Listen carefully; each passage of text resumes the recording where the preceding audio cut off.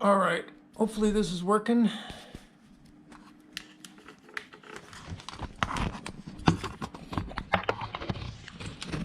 It's always fun getting this set up here. So going through the GoPro.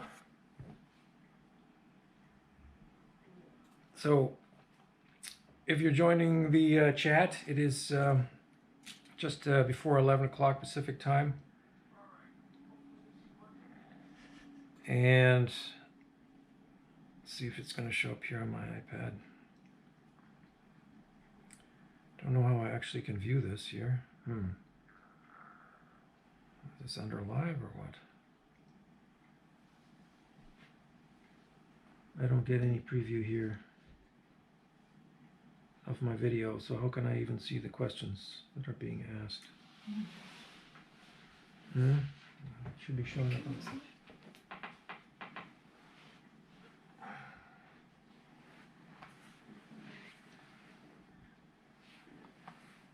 All right.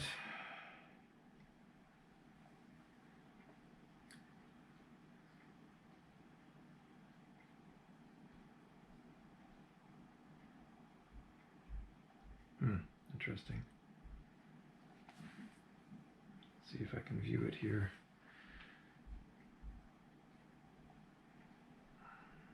All right.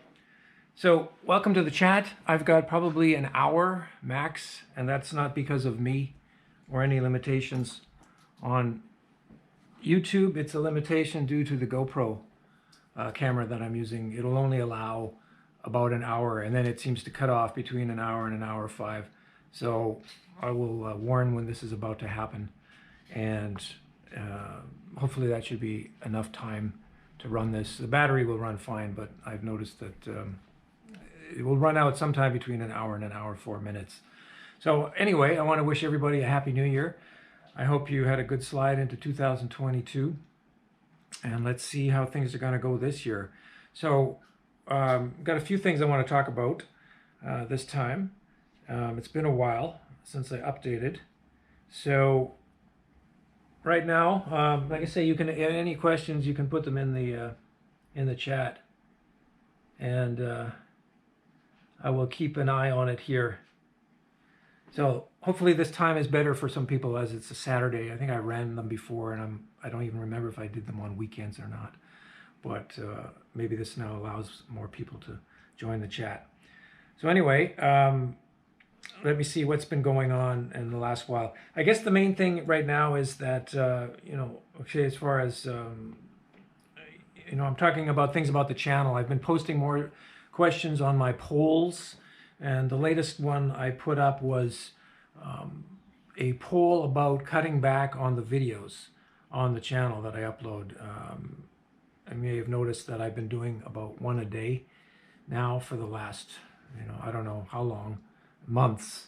And I asked if people were happy with this or they wanted to see me cut back to like every second day. And I think around 80% now I've picked that would like to see every second day.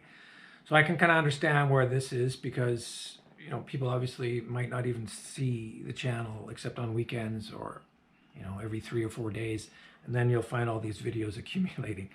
So I've been thinking about trying to cut back. Now there's good and bad from this. The good, of course, is that people have more time to actually watch the videos and catch up and don't feel overwhelmed. I mean, typically YouTubers don't post more than once or twice a week. There'll be occasional people that will do it every day, but this is usually quite rare.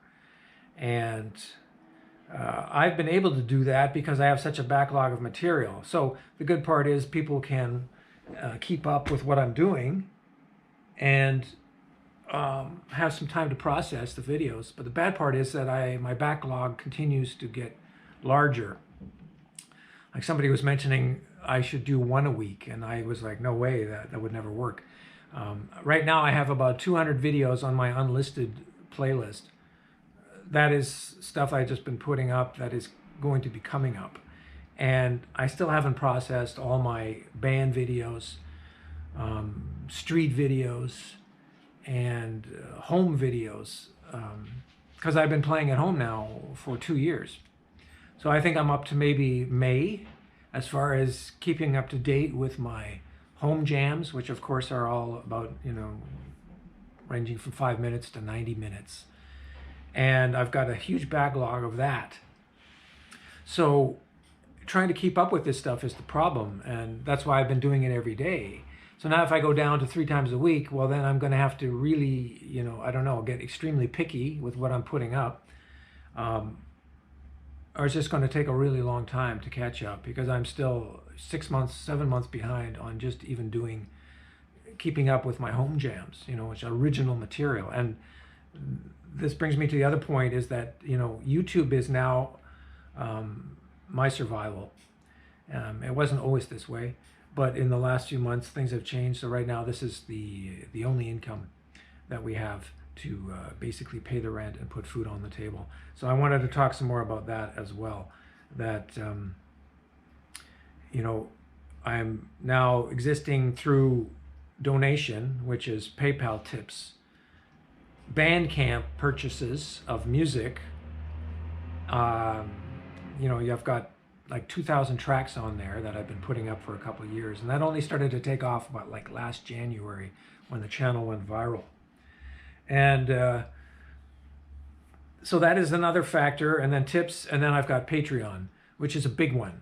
Now, if I haven't explained this before, Patreon link is in the description. That is like a subscription service where you can pay, $5 a month, or you can pay $10 a month, and then you get 2 Bandcamp downloads, and then they go higher. And I also have like guitar lesson options in there.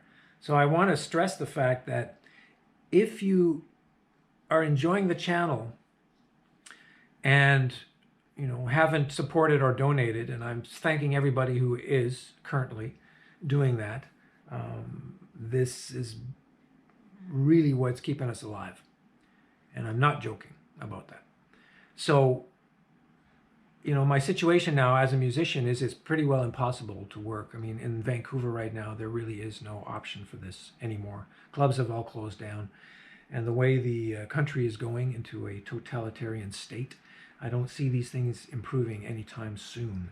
And things have been getting pretty bad over the last few months. It has been pretty bad already for 2 years, but it's increasing now. So I don't know if any of you know what the situation is like in Canada, but we're in the top 3 as far as worst countries right now on planet Earth, as far as what is coming down. And it is stressing us out. I'm probably aged 3-4 years in the last 6 months just from dealing with shit. So it's not really a pleasant place to be living anymore. So now I'm on the verge of also, we have to decide, do we want to continue? Can we continue to even live here? And I'm not just talking about the city, but I'm talking about the country. Right now in Vancouver, the price of living is really very high, and so we may not even be able to afford to live here very much longer. So we're talking about our options. So right now, it's lucky that I sort of have an income online, because that is where the income is coming from. So if you are enjoying the channel, I really would urge you to try and support in some small way. Now that could be the Patreon, which is the monthly thing that you can do as long as you want, and put in $5 a month or more, or take guitar lessons. I still got room for students for guitar,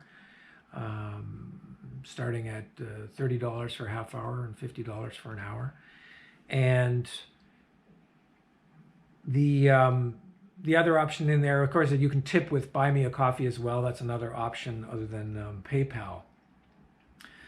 So this is really what we need to get by. So I want to make it clear that there is really no other income. I'm not getting support from anything else. There is no government support. So as a musician, I'm basically now stuck at home to play here and do these live concerts for you, which I will continue to do, and always leave the links to buy them on Bandcamp. So like I was saying, it could be a little bit of a donation, but it really makes a big difference in the end. Because right now you might look at my channel and think that I'm doing really well, and you see, oh, he's got 68.8 thousand subscribers. Well, I can explain that to you as well. That is not a meaningless number in the grand scheme of things with YouTube. I think currently 90% of these subscribers do not even watch my channel. So it's completely misleading. These are people who may have signed up years ago and just didn't bother to unsubscribe. So I'm finding there's a huge difference between the amount of people who are actually subscribed and watching. Like, I might have a video I do from home that ends up getting 500 views. So I think my more realistic subscriber view ratio would be, if everybody subscribed, actually watched, I'd have maybe 500 to 1,000 subscribers, with occasional increases over this depending on a video going viral. Now, I've had one video do really well in the last month, and that was the band video where we played some Doobie Brothers. Now, I have no idea why that went viral. I just did a title that said, here's a video, and I made it like a guessing game. Do you remember this one from 1973? And for some reason, that caught on. I didn't even mention Doobie Brothers anywhere in the title. So, what predicts these algorithms is really hard to say, and I wish I knew. Obviously, then I could get more hits. So, that is, something that happens occasionally, and then I get hits, and then maybe I'll get more subscribers. Like, I got 1,000 subscribers out of that. But then people are constantly leaving every day, and then people come in, and you don't know the reasons why. It's almost impossible to figure that out. I've been trying to figure out, that logic in that, people coming and going. So I'm trying to do a variety of videos. Like, some people may not like the band videos. They just want to see me. So I'll do some stuff with just me, and then I'll do, something from the old band or the trio, because some people like to see the live stuff because that doesn't really exist anymore, and I'm sure it doesn't exist in a lot of cities. It's like gone. It's an era. It's a dinosaur era, especially here. People dancing in front of a stage, not wearing masks, that kind of thing. That just doesn't really exist. So I'm trying to do a variety of me playing at home for people that like these extended jams, and I have a limited audience for that, but there are people that really love that. But these videos don't get as many views as, say, maybe a busking video. So I will do then a busking video and keep the variety going between those things. So I'm trying to do busking, at home jams, and now videos from all my old bands, and there's many of them. I've got like 4-piece bands, I've got instrumental trio, I've got duos with like 50 different singers, and I'm now trying to edit all these and get them ready for putting them up. So, recently I just put up one that was from like 2013. It's like ancient, but there's some good material in there, and it gives you a good idea of what I was doing in the past, and answers those questions from people who are always like, why weren't you in a band? Or, when I'm on the street, aren't you in a band? And yes, I was in plenty of bands, and they were all my own bands. But that time is now over, at least here, because of the, it's impossible now to gig, really. And so that leaves it now to doing home performances. And so, I'm in the situation now where I'm actually going to have to consider busking again in March, April, just to survive. So that should give you an idea. And my experience with busking was not always the greatest. I mean, I went through a lot of stress and, even physical violence and mental violence from all the years on the street. So I have to figure out a way now to do this, to keep my sanity and not overdo it, but also get out there, because I need to also socialize. I mean, I don't know about you, but I've been pretty well isolated now for over 2 years. I haven't seen anybody except my wife. And, that's just the way it's been going. I talk to friends now on the phone or online, but there hasn't been any public, concerts or anything like that. Maybe I'll have a private show or something coming up.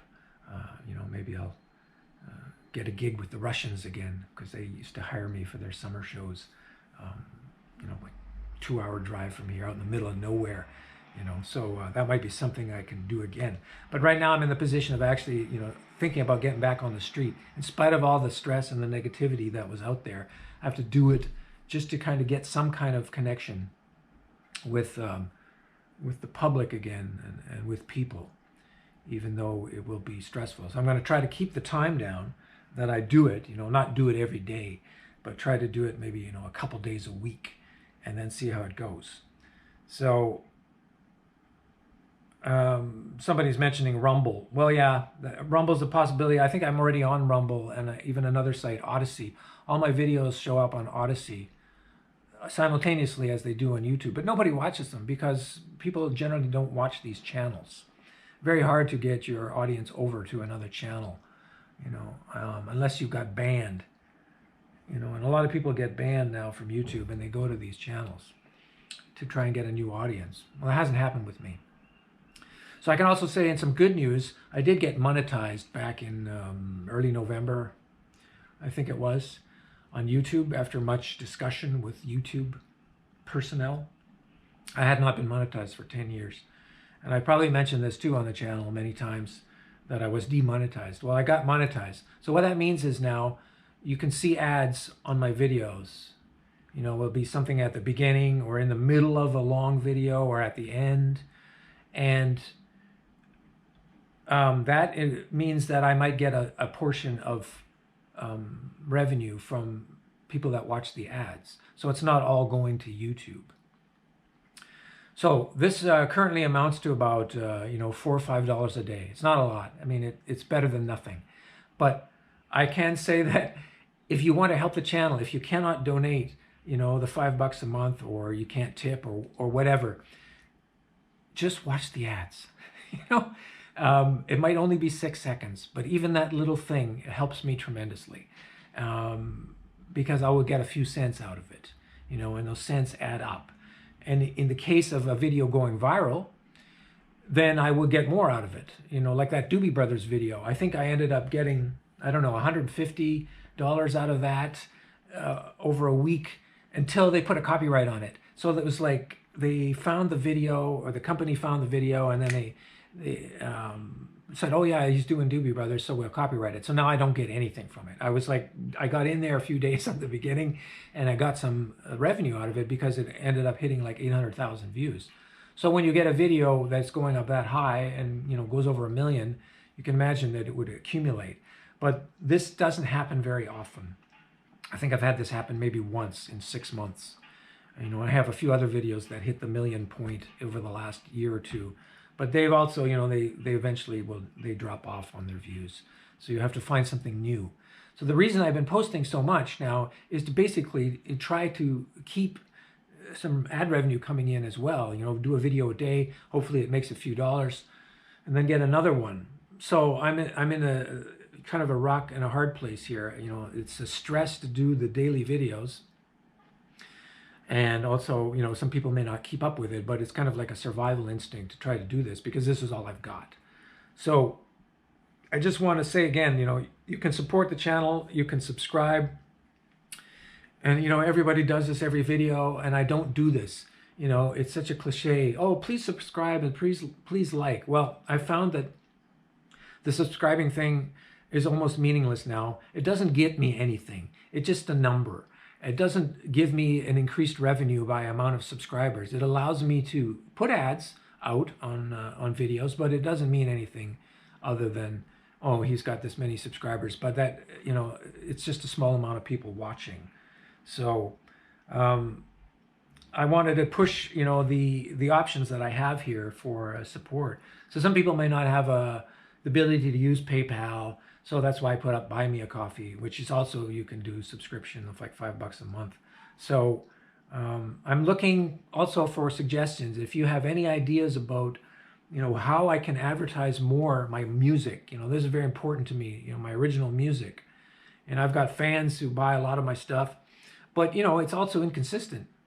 And I have to say too now that, some bad news with Bandcamp is they've stopped Bandcamp Fridays. So this means, this was the one day a month, the first Friday of every month, where I would get, 100% of the revenue of a sale, where they wouldn't take anything except some processing fee. So, it would have been like 98% or something.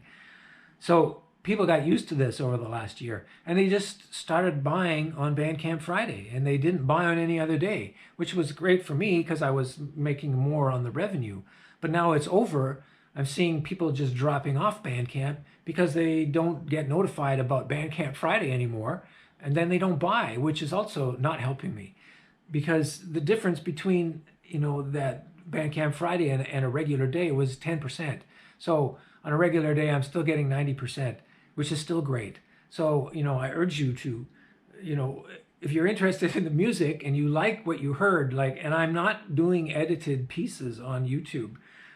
When I do a piece of an hour and a half, you know, some people might say, here's a preview of 2 minutes, go buy the full track on Bandcamp, which I would understand completely. It's because it's like, you're okay, you like this 2 minutes or 5 minutes, you can then go and buy the whole track. I'm putting up the whole track in the hopes that some people will say, okay, I really like this track, I'm going to support the track, and I'm not just going to watch it on YouTube, though I am making it available for everybody to see in its entirety. I don't really like the idea of editing and that kind of thing. So, you know, I always put the link in the description and in the top comment of the comments field, all these links for PayPal and Bandcamp. So that is really, you know, important to go over there and, you know, support the music, because this is really how I'm, you know, trying to survive on, you know, creativity. That's what I'm bringing to YouTube, these extended jams, which nobody else is really doing. It's like, you know, I did even longer, like 3-4 hours, but I'm finding this is impossible now to put on Bandcamp without cutting into various pieces. So I'm trying, hour and a half, I can keep it to one song. So I'm trying to keep it to that. So, you know, and I still have the option for taking requests, you know, $100 to do any song you want with a full dedication and video. It makes a great Christmas or birthday gift. And just, if you want to hear a song done, you know, and I will do it in a different way. I'm not going to just do a straight copy. It's kind of like a, you know, homage to the original, but I'm going to redo it. Like I just did this Cheech and Chong thing, which is, you know, really nothing like the original, but it's in the spirit of the original. So that is still an option too. So I know things getting slow in January, you know, people are still recovering from December, but I want to bring up again these options for support and to make that clear. So right now, it looks like I'm going to try to keep it to 3 days a week for the videos, and you know, like maybe Monday, Wednesday, Friday, you know, alternating, and then maybe occasionally I'll put in more. And I'll see if I can stick to this. It's tough when I have such a backlog. So I'll just check the chats here.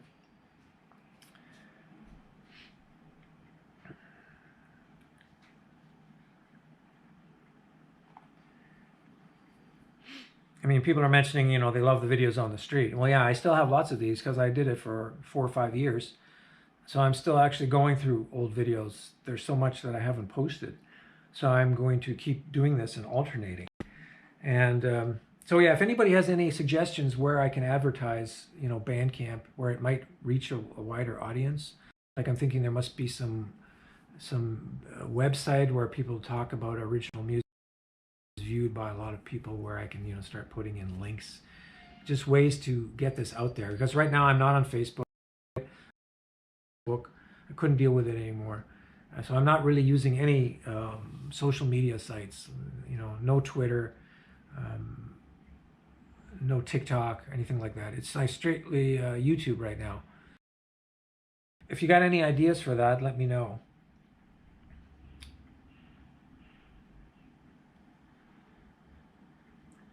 Have you ever watched that guitar guy live on YouTube, McCrocklin? No, I've never heard of this guy.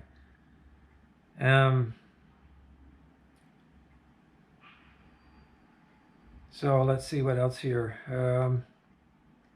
YouTube's copyright system is beyond broken. It needs to be completely overhauled. Well, yes, it's true. But also keep in mind, most often when there's a copyright violation, like if I put up a cover and it's recognized, it will usually say sharing revenue. Now, it's like I would be sharing the revenue with the copyright owner. Now, I don't know what the percentage is in the sharing, but I'm sure it's pretty small for me, because I have videos like that where it says sharing, and I know these videos have got a lot of hits, and yet I'm getting like 20 cents out of it, you know, over 2 weeks. So it's almost negligible. So what I try to do now when I do a video is avoid the copyright. And of course I know this when I put it up. It will tell me within 2 minutes, okay, we found a copyright. And it may be because of a certain piece of the song. So for instance, I could do ZZ Top, and it will identify it because of the bridge of the song. So I learned now to remove the bridge of the song, and that gets me through the copyright. And then I get the hits, and then I'll make some ad revenue off of it. So I'm, you know, manipulating also songs to do this. You know, it might find something in the beginning, and then I have to edit that part out. So it's an experimentation to see how you can get around the copyright. I mean, if you just do a straight note-for-note cover, it's almost impossible to avoid it. But when I do like a variation, a jam, I get by the copyright because it doesn't sound like the original. So this is really the important thing as far as ad revenue goes, is to get around that.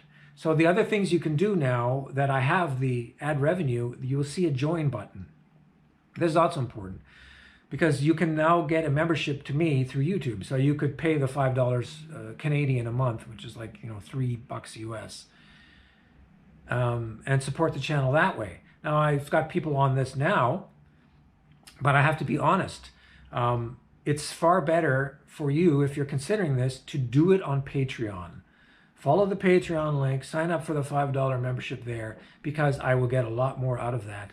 The balance in revenue is heavily skewed towards YouTube through everything they take. So, you know, whether it's ad revenue, they're taking like 50%. Memberships, they're taking, I think, 40%. So if you sign up for a $5 a month membership, I'm getting about $3, $3.50 max out of that. Whereas if it was on Patreon, I would be getting pretty close to the entire $5, like maybe, you know, $4.50, $4.75. So, you know, for some people I understand, because it's easier. You see YouTube, it's a join button, and you easily can get in there. So, you know, I still appreciate that. But just know that Patreon, I'm getting more out of that. So when you see all these various levels, you know, the $5 a month, the $10 a month, and getting some free bandcamp tracks, $20 a month for some Art of Zen guitar videos, or then guitar lessons. This is working way better for me. And but, you know, the YouTube is great as well. Just realize that they are taking a cut of that. So you've got that, memberships, and you can also do super chats. Like during a chat, you can actually donate money now as well, which is cool. So, you know, some people will do that, you know, having a discussion about things, and then they leave a tip. So these are things I never was able to do before. So those are the advantages now. So I'm quite happy that I've got this option. And somebody says, when I win the lotto, you'll be my first donation. Yes, wouldn't that be great? I'm waiting for that, yeah. Okay, so let's see what else is here. Somebody says the bad thing about the Doobie Brothers videos, people were watching the kid, not listening to the music. I think you're confusing that with the ZZ Top video, which was the kid dancing. There was nobody dancing in the Doobie Brothers. The Doobie Brothers one came out like 3 weeks ago. The one with the dancing girl from ZZ Top was about over a year ago. And that's what sort of got my channel some attention last January, when I started getting this huge influx of subscribers, because I was at like 4,000 last January, and then I started gaining, you know, like 1,000 a day, 2,000 a day. But of course, a lot of these people now probably expected that I would be continuously posting dancing kid videos, which is impossible to sustain. I had a few, and I put those up, but eventually you're going to run out. Now, if I go out of Busk again this year, maybe I'll get some more, right? But who's to say whose kid is going to stop and start dancing? I don't know. So that's the thing. You get people on for a certain reason. They see a hot singer in one of my live gig videos, and they want more of that, and then they don't see more of that. And because I've posted even more videos of that, say that singer in that Doobie Brothers gig, from that same gig with the same singer, and these videos don't get any views, even though they are the same singer, the same band, and they're also popular songs. So, you know, what makes one video catch on and the other one not? impossible to say. So somebody says, I'd like to see you encourage all your current subscribers to subscribe to you on alternative platforms. Yeah, so that is the question. What alternative platforms? That is the question. Right now, like I say, it's Patreon. You can go to Bandcamp and you can become a member of Bandcamp too, where you don't have to buy anything, but you can be, watching what I'm releasing, and you will get notified of my releases. So, I think I have like 605 people on there right now. And that also goes up and down. Sometimes I'll post like 3 songs in a week, and people will leave like they were annoyed because I posted 2 or 3 albums in a row. It's like, oh my God, what's wrong with this guy? I have to leave. It's hilarious. So, I'm going to post things as I have them and as I have written them and performed them. So usually every video you see of me performing at home, 5 minutes to 90 minutes, these things will also be available in full high quality downloads on Bandcamp. So if you like the song on YouTube, please check it out on Bandcamp, because you're going to get a WAV file or a FLAC file or a high quality MP3 file, your choice, to download. And you can also just stream the music. You don't even have to download. I've had a few people buy my entire collection, and they just download everything and put it on a hard drive, because I record everything in WAV. And by the time it gets to YouTube, it's maybe half at best of what it originally sounded like. So what you hear on YouTube is not as good as what you will hear when you buy the track on Bandcamp. So if you care about sound quality, get it from Bandcamp. And also, use headphones, because I record everything over headphones, so you'll get the full stereo separation. You get to hear all my pedal effects, and I just got a new tremolo pedal and a nice left-right panning, and it's much more relaxing over headphones than, say, just playing it over a phone or something like that. It's meant to be listened to, intently, or even as background music, but to have some stereo. And people are using this, like I say, in therapy, home therapy. They're might be sick or recovering from various illnesses, and they're using my music to help them recover, which was one of the great things I discovered in the last year, was how many people were actually using my music for therapy. That was really a great thing. And I'm still hearing from people. I'm still hearing from people who are dying, literally on their deathbeds, and they are writing me to say thanks for the music, and it's quite incredible. So it's also sad for me too, because I don't know how long I'll be able to keep contact with these people, and I was trying to talk to them and writing to them by email. So it's really great to hear from people that are being touched by the music. That's probably the other than the financial support, just hearing from people that are feeling something, and that's what I'm trying to do. I'm trying to connect with people now, the best way I can, and that's put my 100% intense connection with music online, so you feel it as well. So when you hear these jams on YouTube, that's me in the zone 100%. What you hear is what I hear, because I'm doing this all over headphones. There are no amplifiers. It goes from pedals straight into the recorder, and then the recorder, I dub it onto the YouTube video and then put it up. So this is the best I can do. So these are basically all live videos.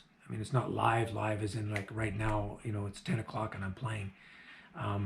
You might see it weeks later or even months later, but it was live. It was recorded live, and for the most part, it completely unedited, one take.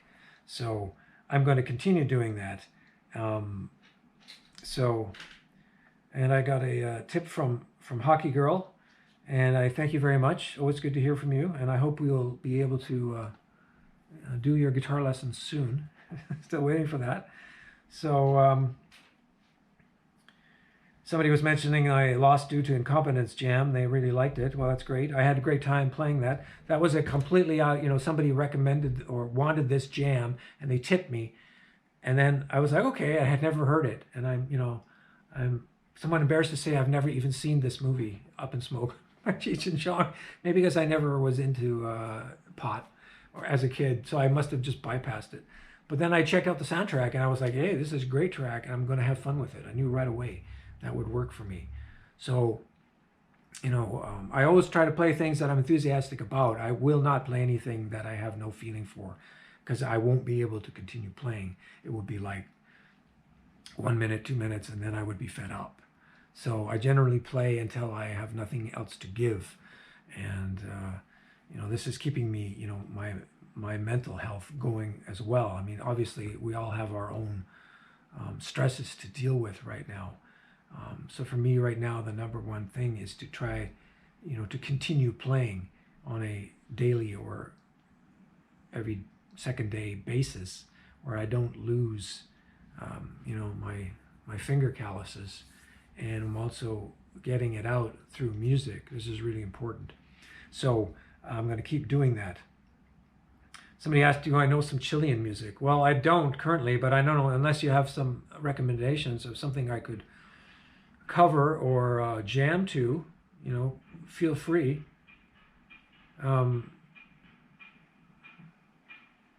So somebody said, that's terrible. Larry, who was saying this? Kelly was saying, that's terrible. Do they get that money now? Well, yeah, like I was saying, from YouTube, they might end up paying me $200 in a month from ad revenue. But the original total would have been easily 400 or more. So they're obviously, they're here to make money. So they're making money off, creators. That's how they do it. And they'll take it off everything. So this is why I originally put links in all my videos, was because that would take you outside of YouTube and you could, you could get Bandcamp, because they cannot take Bandcamp money. Or Patreon, or even my t-shirts. Like, did you know that I also sell t-shirts? And I have quite a selection, and you can get these designs on like everything on Redbubble. That's also in the link. Now that sort of peaked in the summer, and now it's like practically nothing. So it's like a seasonal thing. So it's like up and down, right? All these things in cycles. So I get a bit worried and stressed when I see a downward trend. It's like, I start to panic, because I'm like, okay, where did the people go? You start to feel abandoned.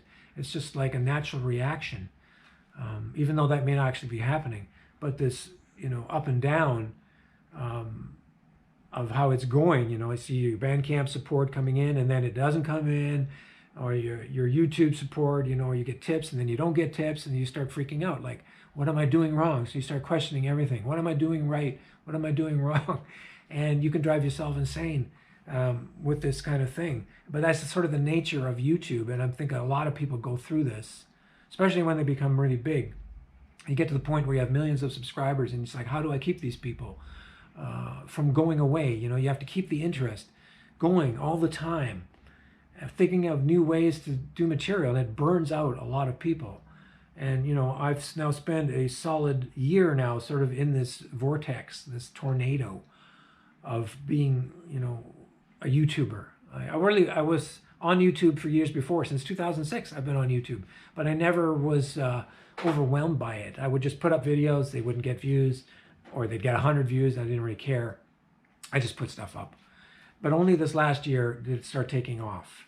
And of course, when I was in the hospital, then I got even more attention and support, and that was really amazing and great, because I almost died. So, that was sort of the things I went through last year.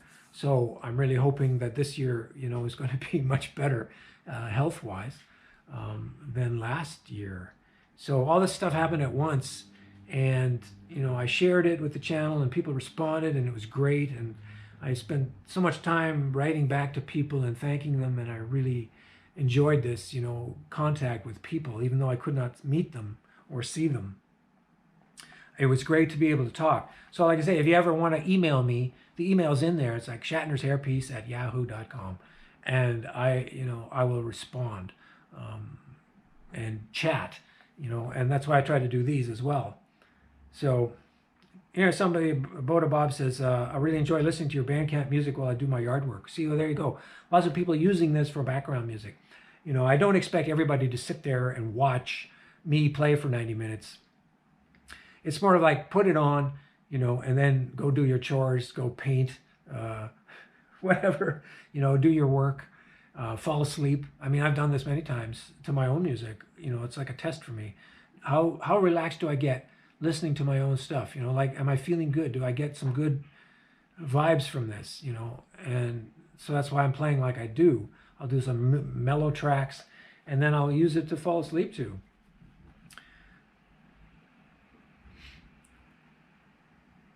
Yeah, so somebody mentioned I can download the Bandcamp tunes in AAC. Okay, well, that's interesting. I didn't even know they had the AAC option. All right.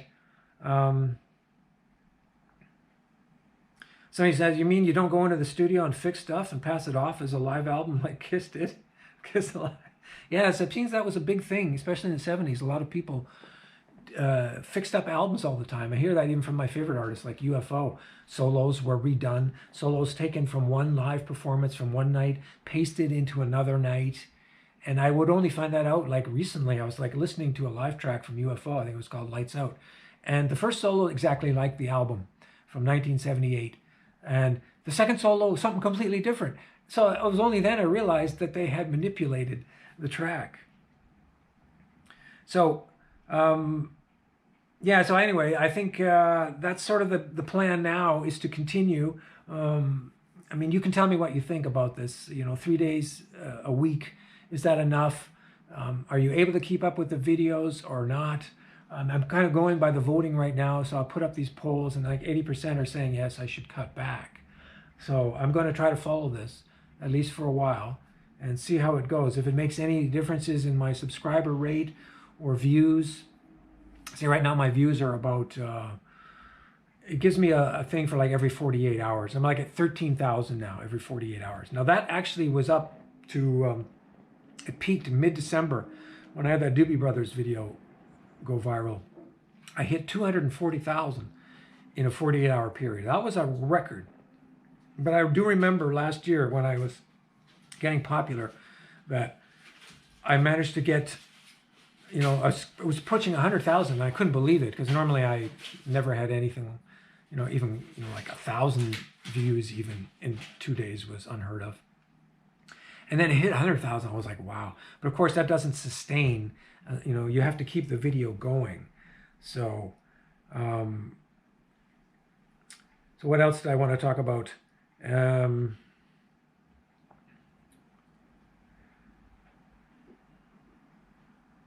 Oh yeah, and I guess some other sort of things too. Like I'm mentioning what's going on here in Canada, that is getting pretty bad.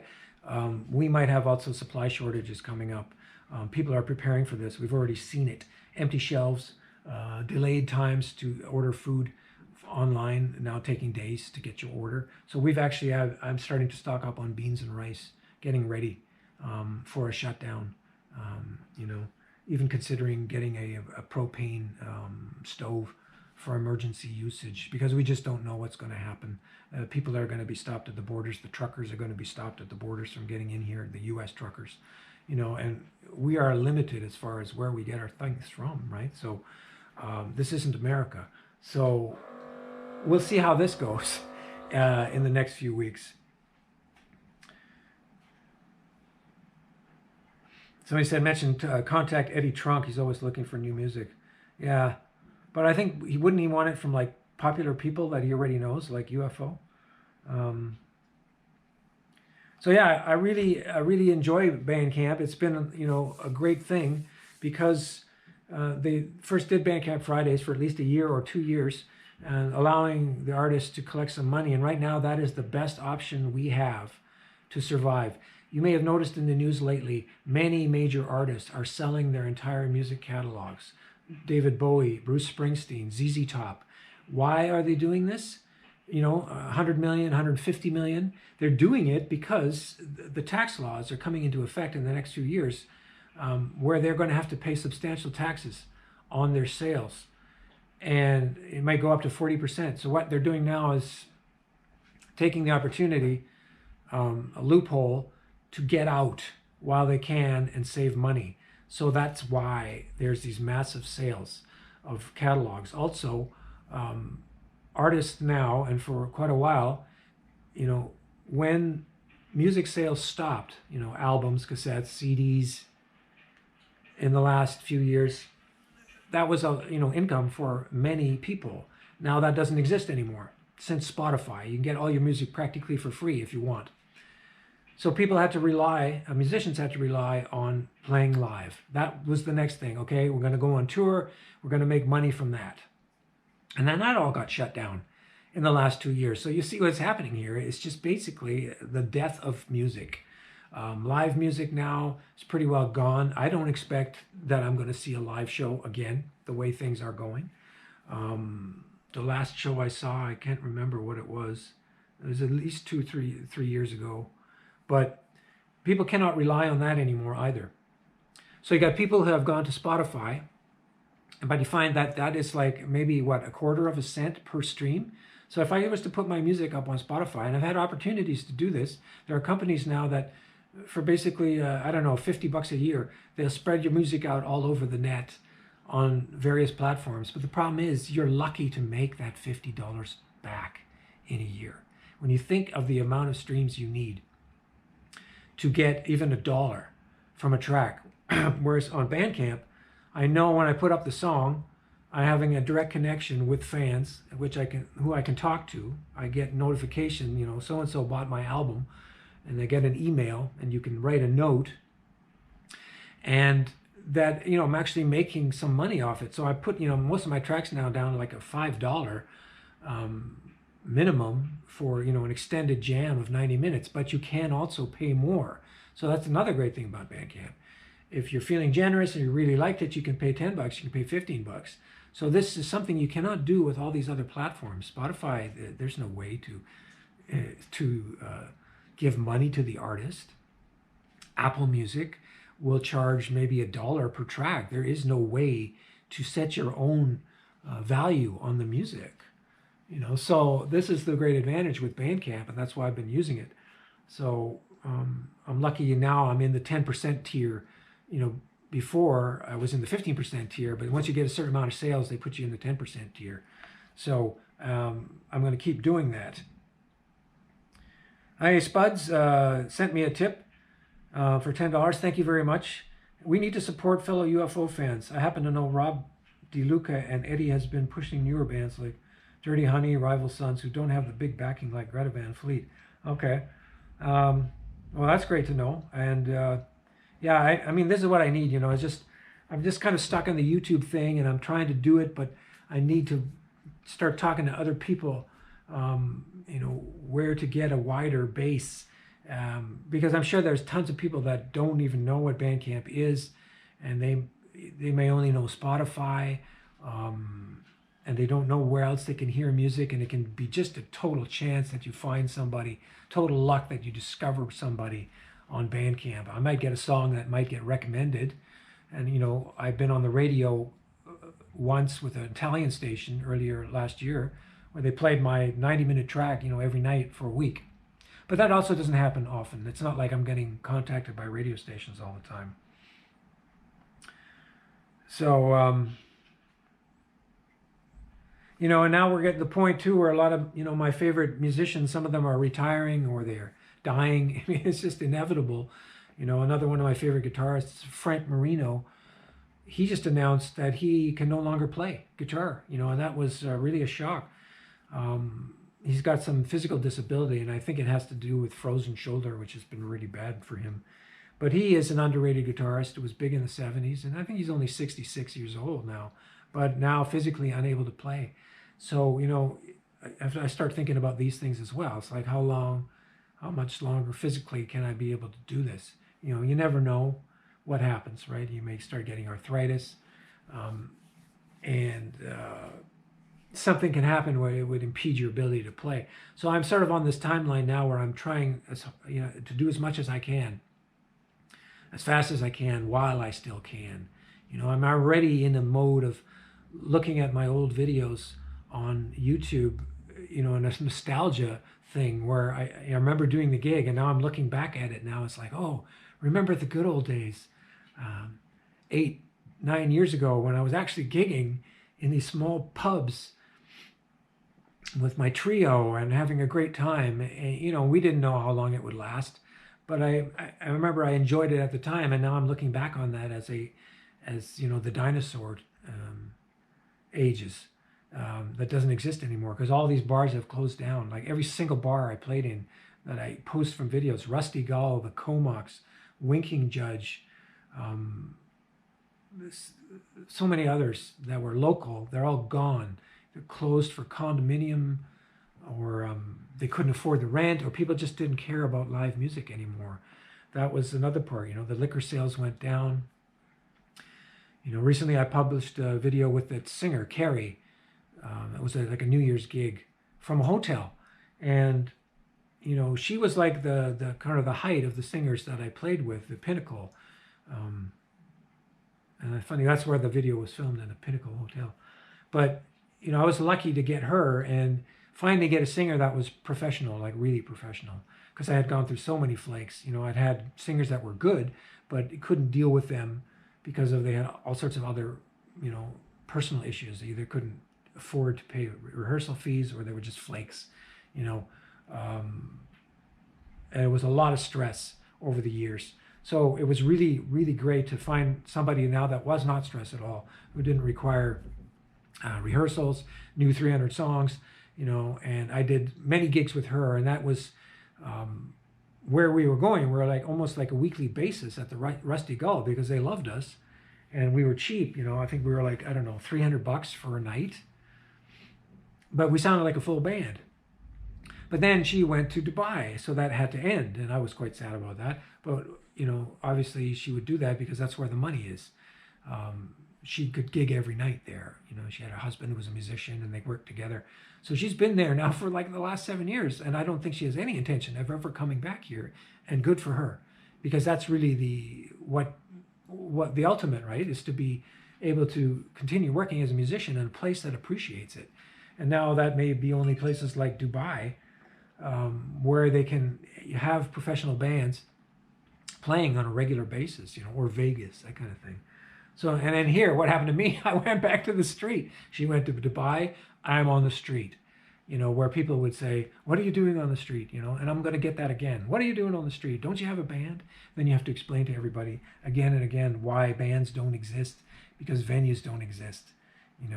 Oh, you deserve better than this, right? So somebody mentioned bars are the only thing still working in California. And yeah, I'm sure that things can be a lot better, probably even in Texas as well as Florida. Everybody always tells me about Texas. Come on down to Texas, and their live music is going really well there, and I believe it.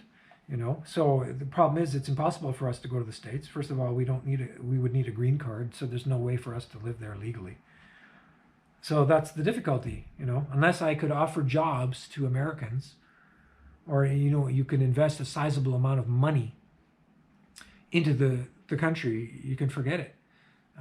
So I'm not going to be going to gig in Florida because somebody says I should come down there and gig and it's open. It's not going to do anything for me. What am I going to do? Sneak in and sneak out again, right? So I don't know how to get around this. I mean, the situation now here in Vancouver is very anti-arts, and it always has been. I mean, even when things were kind of stable, 5 years ago, on the street, there was still a lot of stresses and pressures, and pressures to shut me down, even on the street. People didn't like it. They got aggressive, like, oh my God, how dare you show up here, and I don't need to hear this music while I'm passing you. I don't need to hear your music while I'm standing at the bus stop. So, and you had people obviously who did like it as well, probably mostly tourists, but then there was a lot of aggression as well, which I'm all going to have to face again, and then I'll probably write my second book, because I've already written a book about my 2019 experiences, which you can also buy for a $10 tip on PayPal. I will send you the PDF of my diaries from 2019, like the daily thing I was experiencing out there. It's pretty scary and funny at the same time. So yeah, somebody says I should bust behind a fence. Yeah, like that cocoon in Spinal Tap. When they brought that down, remember, they were in the cocoon. That's what I would need on the street. I would love that, and a way to protect me from the rain. And so yeah, but unfortunately, there's no way to really do that. I might even have to think about a QR code to, so I get a poster that will, people click it and they will be able to get to my PayPal page, you know, to do the tipping thing. Because maybe, you know, I don't know how it's going to be. I see even less people having cash on them now than 2-3 years ago. I mean, I don't even carry cash anymore. So there will be a lot of people going by, yeah, I love it. I love what you're doing. Sorry, I don't even have 50 cents. So this is also going to be another, you know, nail in the coffin for buskers everywhere. How do you deal with that? And you have to adjust to doing some kind of payment system online. I may have to try that. So I don't know. You know, we'll see what happens here in the next. In this year is going to be a pivotal year. I may not even be here in 6 months. Don't know. And you know, it's just kind of a day-to-day thing now. It's like you get the news and you get some more bad news, and it's all kind of accumulating. So now I'm just trying to stay sane by, you know, eating well. I'm still cooking. You know, we don't go to restaurants. So I'm making food at home. You know, stay healthy, keep exercise going, you know, getting out for walks and bike rides, still doing that. Just trying to get past this, you know, the winter blahs here now, where it's still cold and raining all the time, and hopefully be able to get out on the bikes again soon, because that helps a lot. So let's see if I can get any more questions here. Who is the singer that sings with you on the cover from the Doobie Brothers? That was, her name was Jillian Hart. I think you can look her up on YouTube. Hart, like H-A-R-T. I think she has a page. She doesn't also have very many subscribers. She went on to play in casino bands, and I think she did well for a few years, but now I think she's just basically like everybody else. She's at home, has a family, you know, got married, has a kid. Well, she had a kid back then when I played with her as well, but now I think he's like 13 or something. So I have not really had contact with any of my previous singers. It's pretty rare when I do. It's sort of like you move on and then you go to somebody else, and then, yeah, so that's the way. The last singer I worked with was 2018. Also, again, I put up videos with her, and she was really great too, but also not really motivated to work. She was kind of a bit scared, I think, or hesitant to even be in public. So there are people like this too that are can be great talents, but may not be really suited to be playing in public. Whereas you see someone like Carrie on that last video I did, that disco medley from the hotel. That's somebody who was born to be in the spotlight. Absolutely no nerves. You know, this woman would rap for 3 minutes in the middle of a jam session with me. It was unbelievable. Start rapping in a jam after doing the song, and then start doing her own thing. You know, that's very incredibly rare for somebody to be, you know, that confident and outgoing. So having the voice is one thing, but having the confidence and the motivation is another. And that's what I always found hard to find.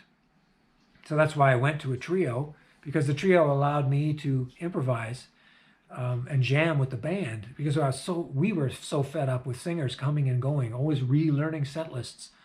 You know, one singer lasts for 2 gigs, and then that didn't work out, and then you get another one. And you know, I just posted one from a woman where we did like Led Zeppelin. She was also great. She sounded better than Robert Plant. That lasted 1 gig, and then, you know, she wasn't responding to my emails. Got no contact, had to find another singer.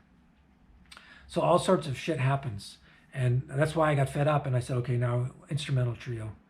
And then I started to do duos on the side, you know, revolving duos.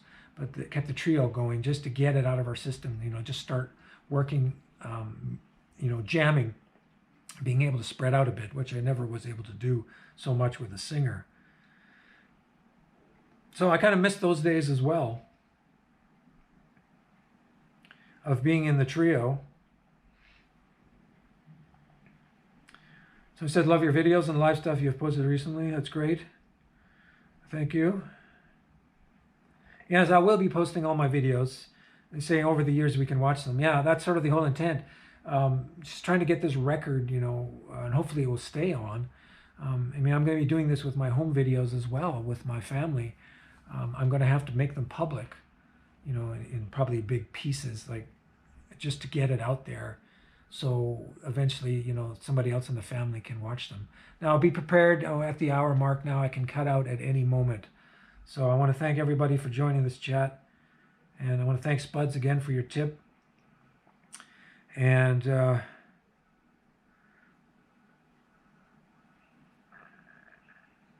one thing I love about your vids is your playing style. Not seeing many people play fingerstyle. Yes, I would say that's sort of one of my big advantages and puts me different of everybody else. I've been playing fingerstyle for years, where I drop the pick, and I can be pretty fast considering I'm only a fingerstyle player. I mean, when you have a pick, you can get much greater speeds. But now that I've combined my right-hand technique with my legato technique, hammer-ons and slides and pull-offs, I can actually get quite a bit of speed. You know, enough speed that I need. I'm not going to be like a shredder. I mean, there's you know, tons of people that could play way faster than me. But to me, it's never about speed.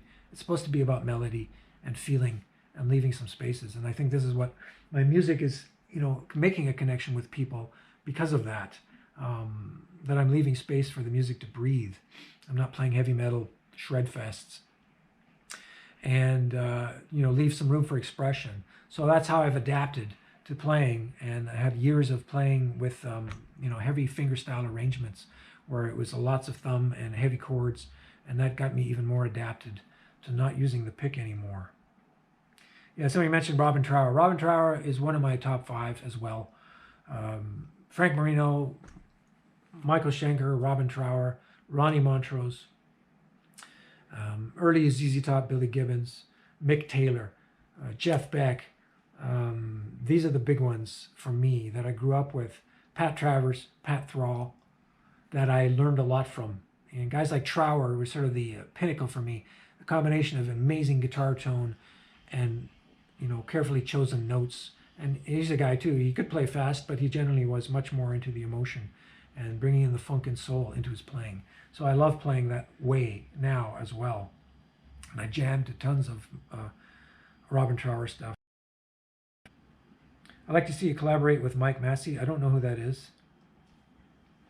Did I see Get Back, the Beatles? Yes, I've been watching it. We're only halfway through the first show. It's great. I really a great insight into the band. I just recently did some more tributes to the Beatles. I did the Here Comes the Tremolo, Here Comes the Sun tribute to George Harrison. And I think on my latest album, which I just put up on Bandcamp, you'll see a tribute to McCartney and John Lennon. I think I was doing some variations on some Beatles songs in there.